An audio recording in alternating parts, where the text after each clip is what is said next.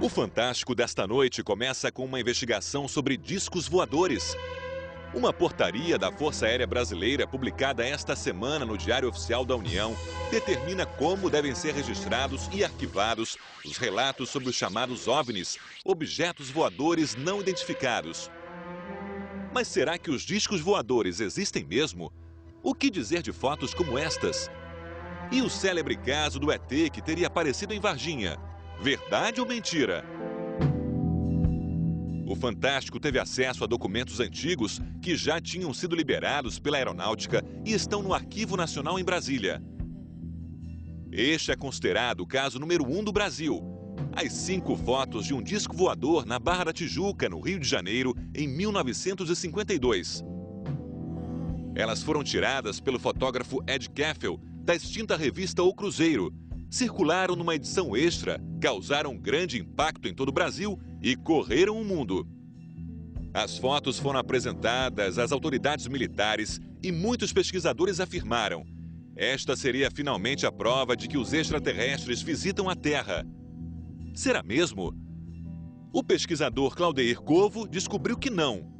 Se nós olharmos essa foto, a gente vê que o objeto está iluminado da esquerda para a direita. E o ambiente ele está iluminado da direita para a esquerda. Aqui mostra claramente que houve uma montagem.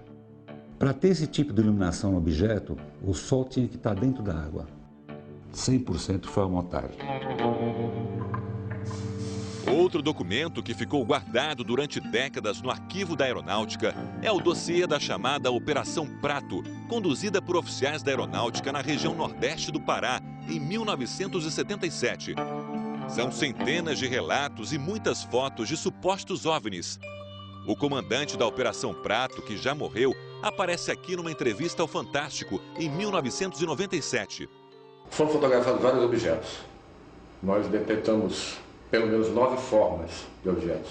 Sondas, naves, forma de disco voador. E o famoso ET de Varginha, em Minas Gerais?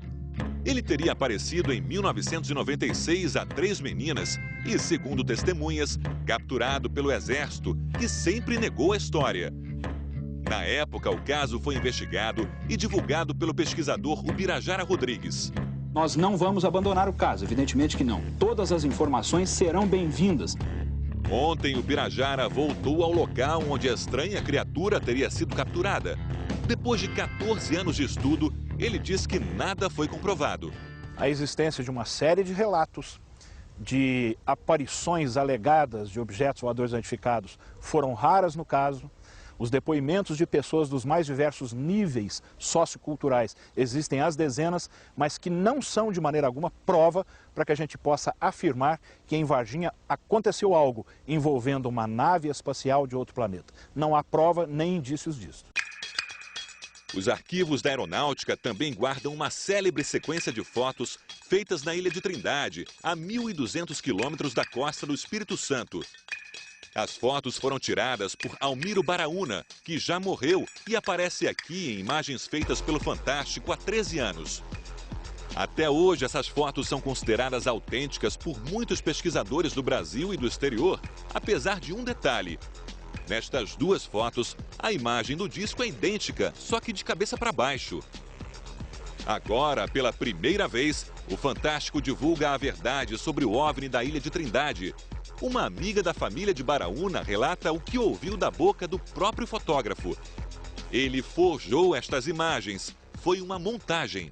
Pegou 2 colheres, né? Colher de cozinha de metal, juntou e improvisou uma nave espacial e usou de pano de fundo a geladeira da casa dele. Ele fotografou na porta da geladeira o objeto, com a iluminação perfeita, porque ele calculou tudo, ele não era bobo, e ria muito sobre o assunto.